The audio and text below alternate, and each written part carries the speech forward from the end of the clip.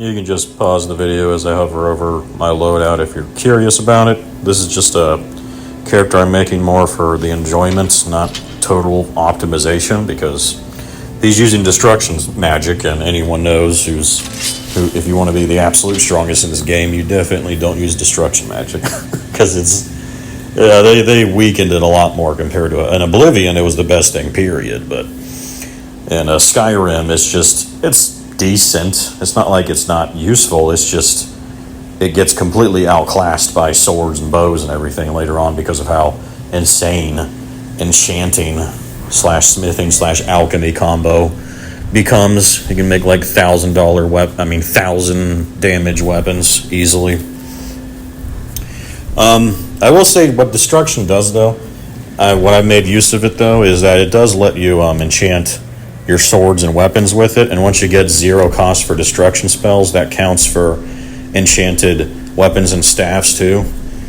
I mean, the Staff of Chain Lightning can permanently stagger someone to death, like, because it's glitched and just stun locks people.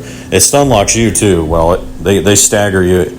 Anytime some guy's hitting you with the Staff of Chain Lightning, you keep getting staggered constantly in this game. It's so annoying, but it's good to do it to enemies as well. So that actually is how I'm able to still use weapons, because I just enchant them with fire damage. Later on, when I do dual enchants, they'll be stronger, so they'll still do decent damage. But I will only ever play on master difficulty, and I'm not going to go like a super high level on this character for that reason, because it's just legendary difficulty. Destruction spells feel so incredibly weak. It's like you dual cast fireball with even the fire boosted like helmet you can get from Soulstone DLC still won't do anything. Like, you're just forced to use uber enchanted and smithed out weapons at that point to do any kind of damage. Anyway, let's get into it though. That'll come into play with how I rank some of these races later as well. But the first race, by far, we're going to go from best to worst. Breton, without a doubt. Now you may think, well, why? Because magic isn't... Well, first off, magic actually is still very good in Skyrim and very useful. I just said destruction is not the most useful one. Conjuration and illusion, though, they are like so overpowered. In fact, those are the two schools that I would say you have to use if you have any chance of surviving legendary difficulty, if you decide to do that at the very beginning of the game. Like, if you want to start an all legendary difficulty run, well, at the very beginning, you cannot do anything on your own. Like, you will rely exclusively on your companion, who still can't do everything on their own. So you will have to rely on summons, and yeah, sneak, with sneak being a lot more improved if you combine it with illusion, so you can turn invisible, and then you can frenzy people and make them attack each other, and your summons just mop them up, which is also a fun way to play sometimes. But it's also like the only way to survive and thrive too in legendary difficulty. For like the first early to mid game, until you can actually get good gear later, or like completely maxed out gear later.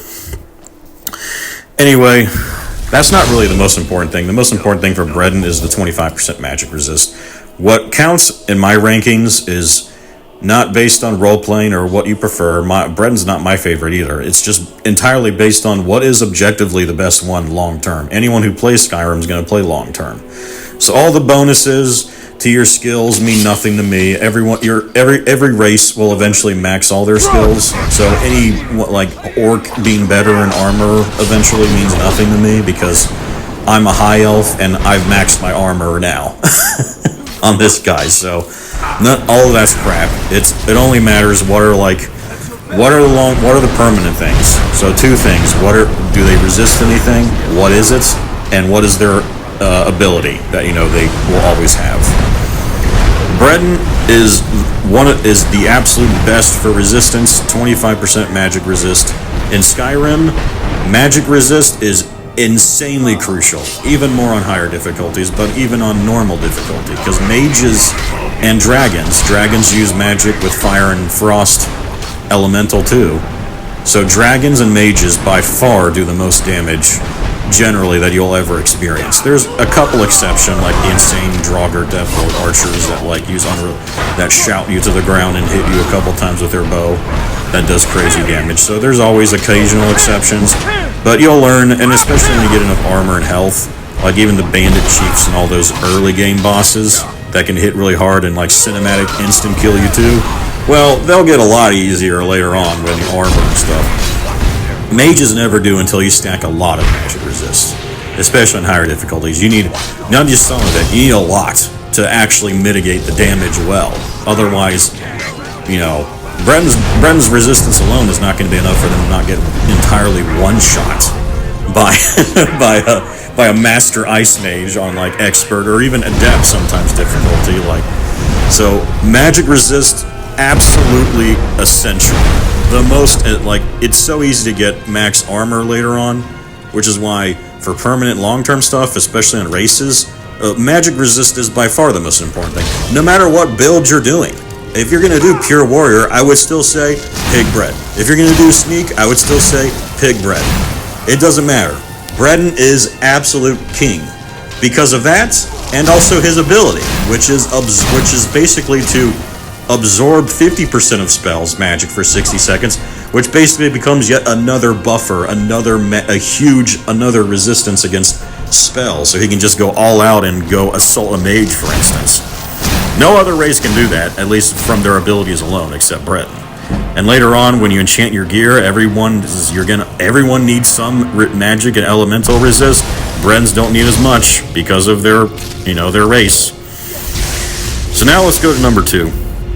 Number 2, Nord. I know. I mean, some people might be surprised, but it's like, no, Nord is actually number 2 to me because he has 50% frost resistance. Another very good to have any kind of magic resist in Skyrim. It's 50% to Frost. Frost is also the most common magical attack you will experience. Now, Fire is still very common. Shock, not as common as the others, but you'll still inevitably encounter it with some mages. And particularly the Thalmor and vampires carry Shock typically.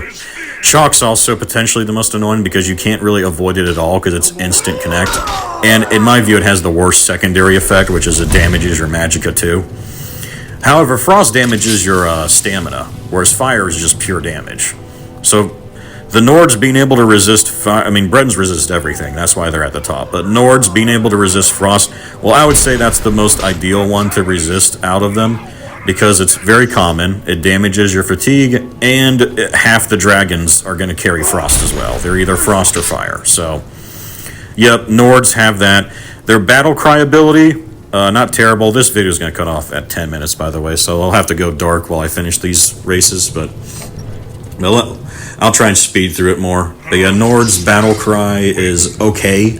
It's not the best ability, but it's also not terrible, because it's basically like an illusion cast fear spell that kind of can potentially save you, actually, especially in the early game if you're on higher difficulties too, because it basically ensures the enemies around you suddenly flee and don't stop attacking you. It's more to give you a breather, I would say, if anything. And then yeah, you can go for a period. You can also attack them. You have to chase them though, of course, which can be annoying, but still, they're not going to be attacking you, so you can chase them, attack them while healing. It's actually, I think it's a slept-on ability. It's actually a pretty good ability. Out of all the racial abilities, Nords actually have a decent one. Now, I think the Breton ability is still better. Like, Breton has the absolute best resistance out of all the races, and I would rate his as the second best power in the game. We'll get to the actual best, but yeah, the absorb magic for 50% for 60 seconds. It's incredibly useful in the early game and incredibly useful when dragons start spawning, but it's also incredibly useful in the later game, especially if you play on legendary difficulty, where even if you have a really high magic resist, some certain mages will still do crazy damage to you. Like, you'll still need even more, and the Breton always has even more. But yeah, the Nord's ability is decent. Alright, number 3, Dark Elf. I really wanted to put High Elf in 2 or 3, because I love High Elf, actually, in this game. I'm playing a High Elf right now, but I'll get to why. Ultimately, it's because of what I just said, where, in Oblivion, magic was king. In Skyrim, enchanting is king, really. Like, enchanting is king. And it's particularly when you stack it and combine it with smithing, alchemy potions. Now, if you're playing for just the typical level 80 max level, it's really hard to combine all 3 without going for pure warrior. Like, I'm trying to do a battle mage right now, using destruction spells because I just want to. And because of that, I'm not going to use alchemy on this character. I'll buy alchemy potions that buff it further from stores, as I usually do, and combine that with enchanting and smithing stacking, but that's what I'm doing right now until I can completely max it out. And it'll still be really OP for master difficulty, which I'm pretty much going to stay on with this character, at least, since I'm using destruction spells and I'm knocking around. I don't really plan on going above level 80. I'll probably turn it on legendary just for the Ebony Warrior whenever I fight him, for the ultimate fight, you know. he's the hardest fight in the game in my view, is the Ebony. Not even Karstang, because Karstang you can easily avoid though, because he is a giant, but even if he does more damage. But the Ebony Warrior, you can't really avoid him. I mean, if you're fighting him openly, which I always want to do, you can always sneak kill anything in this game, but that's just boring and cheap to me to do that to someone who's touted as an actual boss fight. Anyway, that's a tangent, and we're in dark mode now, so let me finish this up. So yeah, Dark Elf, 50% resistance to fire. That's right behind Nord. Again, I just explained the Nord's resistance is superior to Dark Elf because Frost is more common. Frost also damages your fatigue, whereas Fire is just pure damage. It's actually the weakest. I mean, not that you still can't get hit hard from it. There's not a big difference between any of the three elementals, but out of the differences, Fire is probably the weakest one to be hit with, versus Frost and especially Lightning, which damages magic and you can't avoid it pretty much because it's instant connect, and of course AI has perfect accuracy as usual, just calculated accuracy. So yeah, Dark Elf, 50% fire resist. That is really the only reason they're the third best one, I'd say, because it's a huge thing. It's still, like, fire is still very common. It's still, I'd say, the second. It's not as common as shock. I mean, it's more common than shock, even though it's not as common as frost. So the second most common elemental to be hit with, and half the dragons, if they don't have frost, then the other half have fire. So very good elemental to have such a strong resistance to. Now, their ability, again, just to reiterate, I don't care about skills and what skill points they start with, because all of that doesn't even mean much. It doesn't mean much, period, in the end game. It doesn't even mean much in the mid game, I'd say, and not even that much in the early game. I never really noticed a difference, no matter what, when it comes to skill points that much. It's really just about, again, the powers and the resistances. So, Dark Elf, yeah, 50% fire resist. Their ability, Ancestor's Wrath, it's only useful in the early game, and that's it. It is a very trash ability later on, because it's all it is it's just Flame Cloak. And you saw I can cast Flame Cloak now. It's just as strong, but also when you use destruction spells, if you're going to go that route, I mean, you can dual cast Flame Cloak. You can get it further buffed when you become a vampire, where it has a gigantic radius. And yeah, Flame Cloak, the spell Flame Cloak, becomes way stronger than the ridiculous petty little Ancestor's Wrath from Dark Elf. It's total trash. Like, if you pick Dark Elf, you pick them for the fire resist. That's it. And I guess Ancestor's Wrath is cool to just use in the very beginning, because at least you have Flame Cloak in the very beginning. Of course, again, powers you can only use once a day, which means if you want to be consistent with them, you got, every time the fight ends, you got to wait 24 hours to get it back for the next fight if you want to ensure you have it again.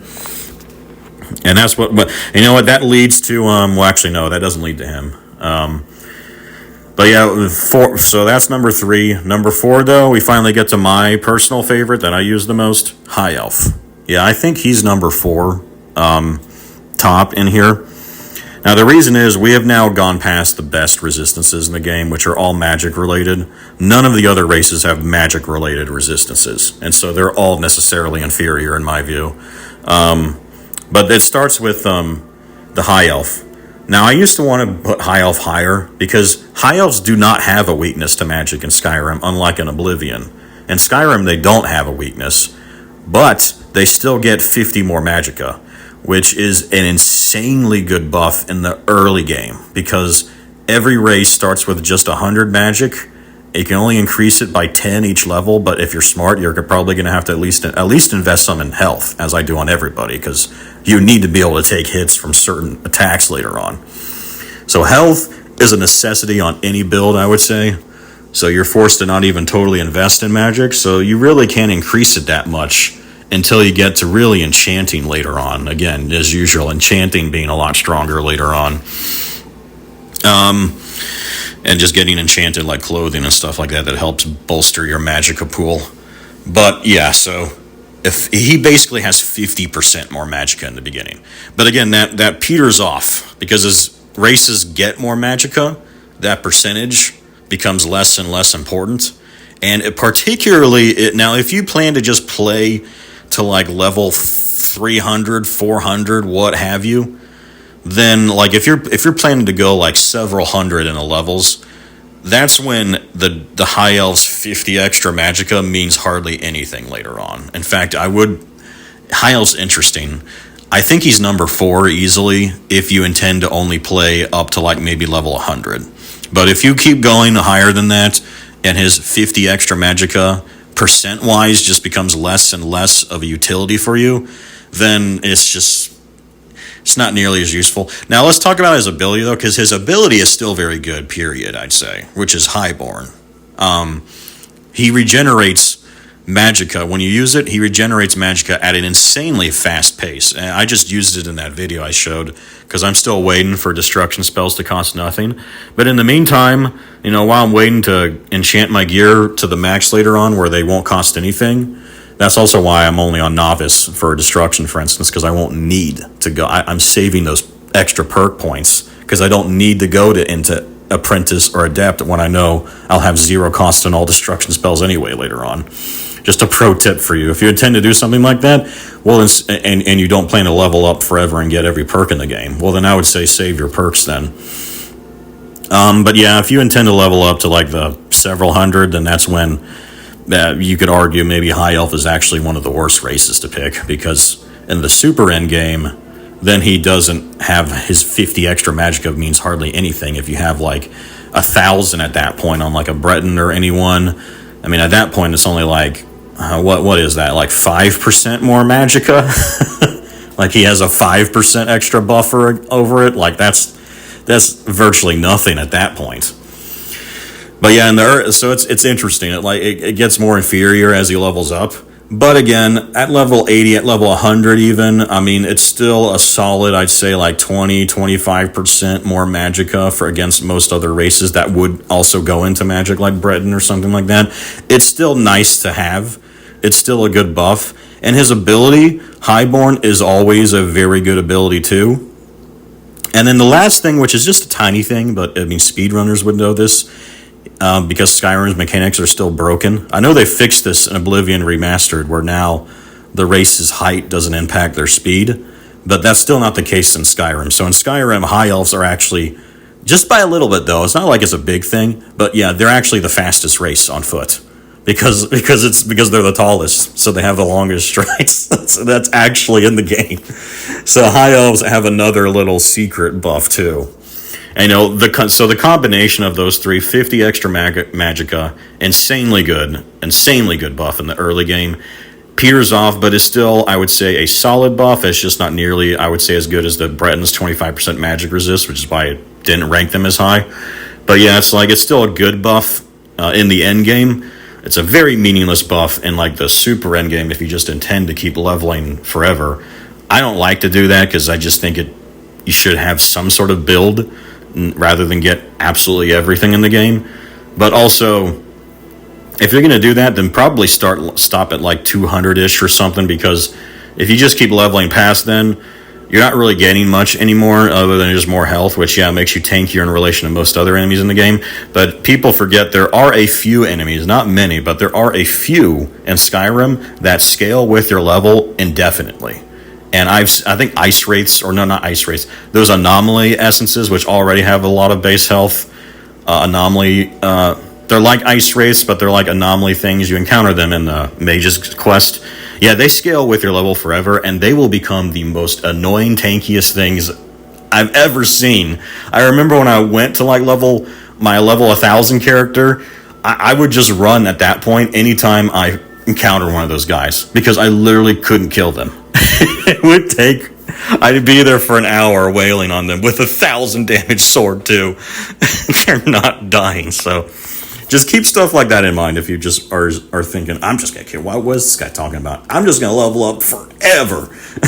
I'm like, no, there are some leveled in it, and there are some enemies in Skyrim that level up forever, which I hate. I think it's stupid if they're going to have the player level up forever, because you don't get stronger, whereas these enemies just keep getting stronger. But yeah, it's stupid. Just remember that. But yeah, I'm not counting those kind of playstyles really into my equation, I guess. So yeah, High Elf ranks number 4 for me. Now, let's get into rank number 5, Orc. Yeah, so Orc, they don't get any resistances at all.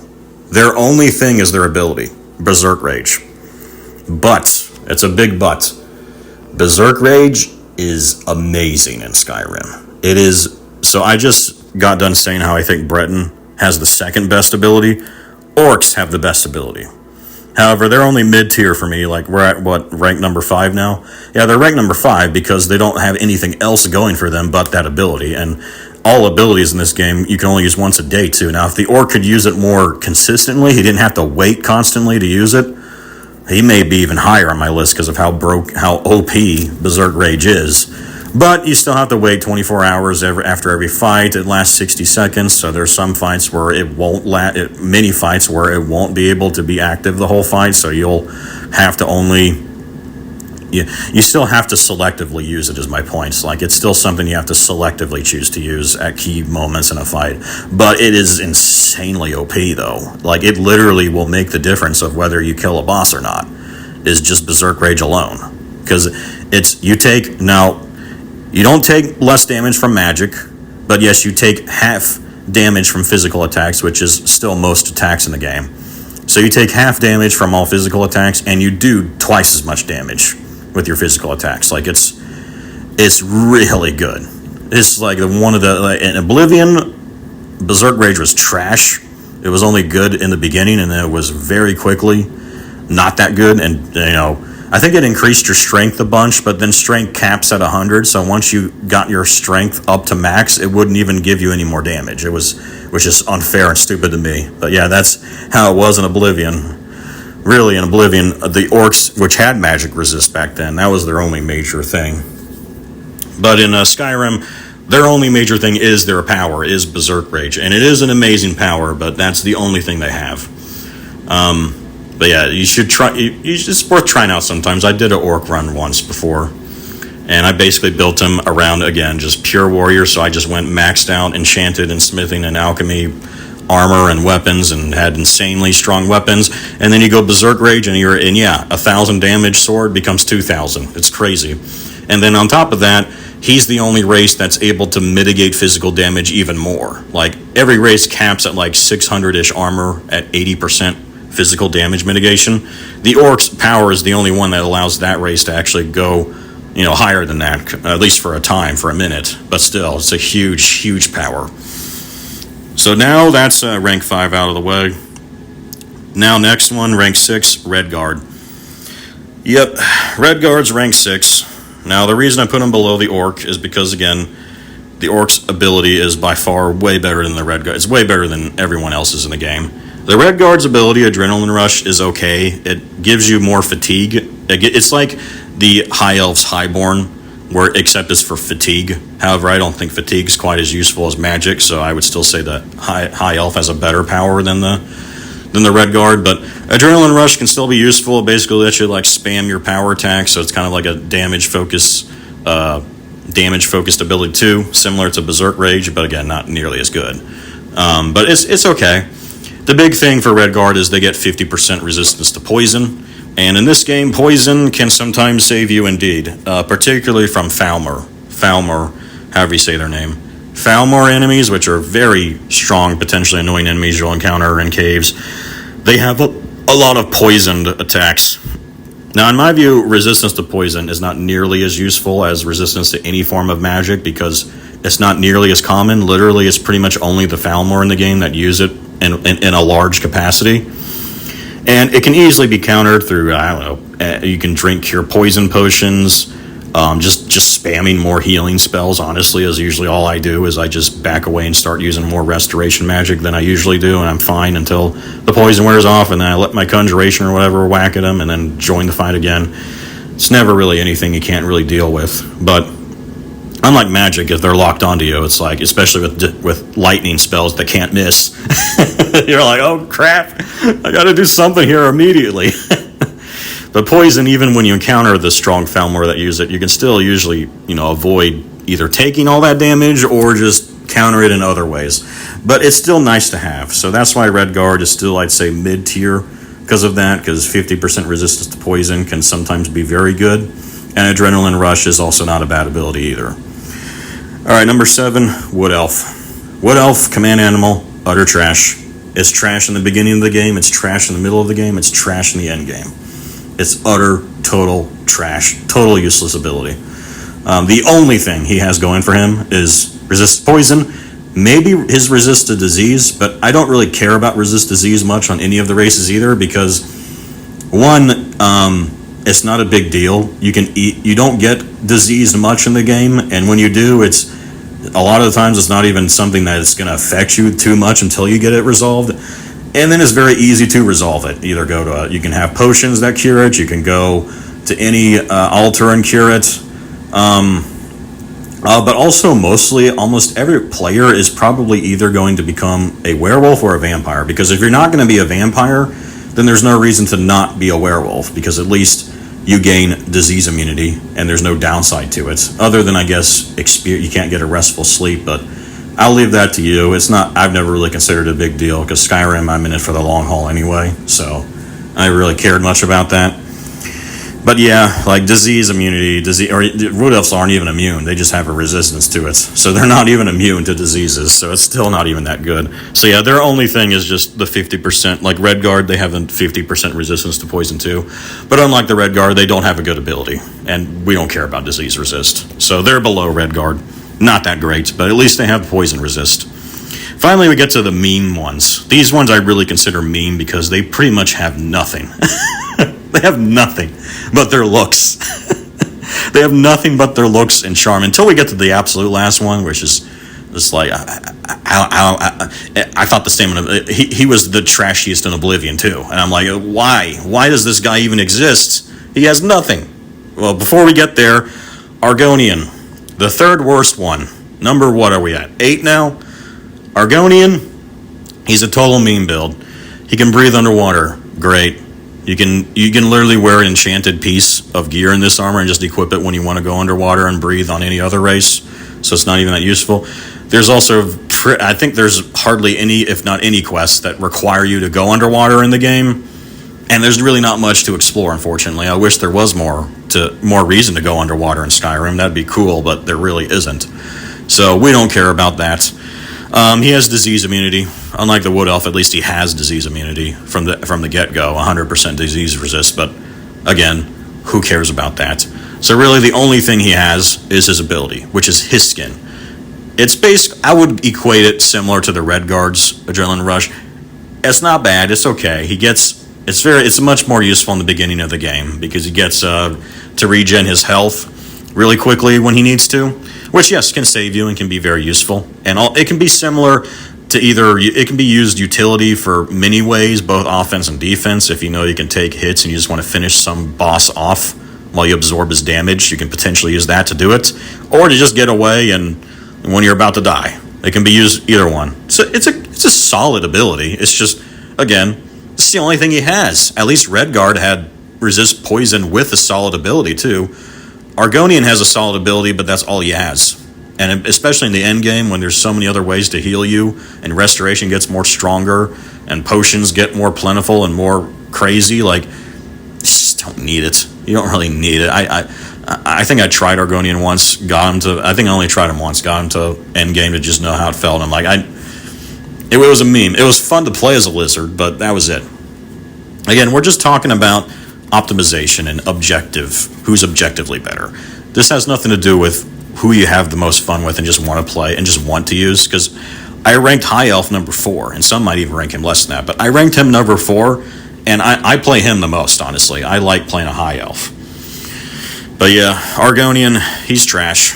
He's got his skin. It's okay, but he's trash. Khajiit, that's when you're getting to the real meme build, where he has pretty much nothing. Khajiit has unarmed attacks. Yay!